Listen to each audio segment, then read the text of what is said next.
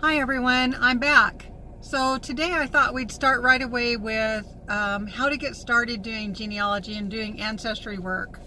I think the key thing there is to become a great listener and a great interviewer. I've been teased about being a Googler for years because I have some ex-law enforcement experience, and I have learned over the years how to locate things, public information and information about other people. It's all public and it's out there, and sometimes you have to know where to look. So become a good listener and interview. Interview your older folks. Listen to what they have to say. Our best source of history are our ancestors, our living ancestors. They can talk to us and tell us things that we need to hear. So take the time to interview them and write down those notes and remember them. That's one of the fun things I always remembered about my grandfather and my grandmother, that were my mom's parents. They were always so good to tell me stories about things going on in life, and it was interesting. Grab a sheet, use it, write that information, keep the dates, the times, what you hear there, and then become a good Googler. Start looking everywhere that you can. A really good rule of thumb is to start with the censuses. The censuses are given out to the public every 72 years, and I'll talk more about that in my next video. But right now I believe you can get 1940 and back. So if you've got a relative that was born anytime in that time frame from 1900 to 1940, you can use a census there. There are censuses that go way, way back. So take your time and look at those censuses. It really does help you kind of put a puzzle together when you do that. I also, again, want to advocate using DNA. If you get an opportunity, take a DNA test. Find out what's in your blood, and don't be surprised if you maybe don't see something you think should be there. It's possible that it's just a few generations back and it's not showing up.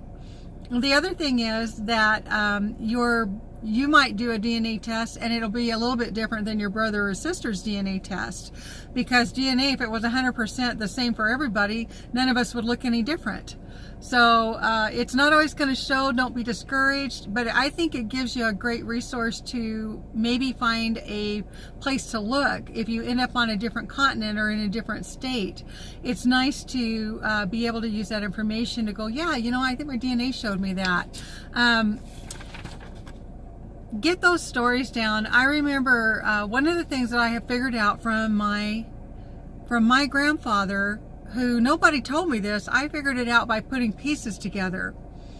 My great-grandpa Sam, who is my mother's grandfather, biological grandfather, she never knew him, walked out of his house one morning. He was Choctaw Indian, and he walked out of his house one morning out of Oklahoma from his wife and his two little girls. My grandmother was one of those little girls, and my Aunt Thelma was the other one.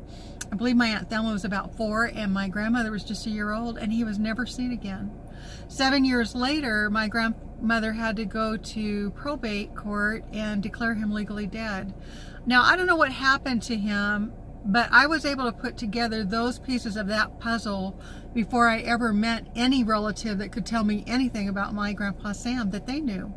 And I'll be talking more about my family as time goes on. There's a lot to discover about people, but what a mystery, and what there's not a couple times a month I don't think about, wow, where'd he go? What happened to him? But thank gosh I could find some documents and things to help me. I'll never know probably exactly what happened to him.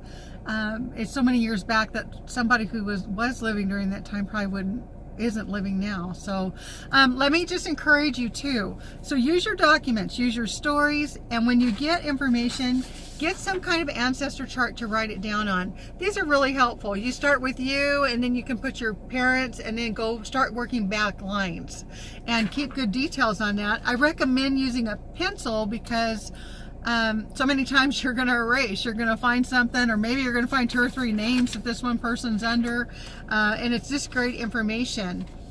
In the mystery of my grandfather, one of the documents that I came across was this allotment land where my great-grandfather Sam was allotted land because he was Choctaw Indian.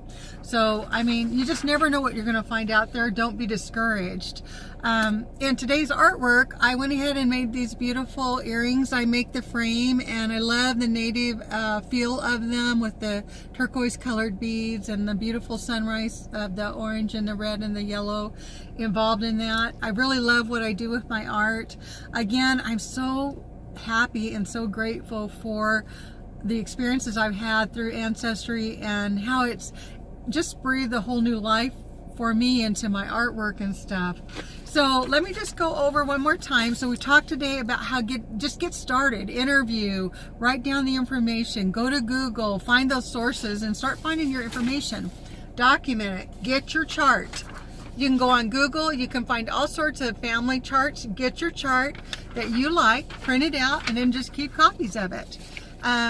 Be sure that you just keep all that information in a notebook. That's what I've done, and I use a binder. I'm just kind of old that way, old school, but I like it that way. So figure out what works for you. Again, remember how I am. I tell you that happy's a choice. Don't need any negative comments here, but if you'd like to leave a comment or you have a question, please feel free to do so. I encourage you to subscribe and pass me on to other people. Maybe I can help somebody out there. Remember, your blood calls you. Go find it.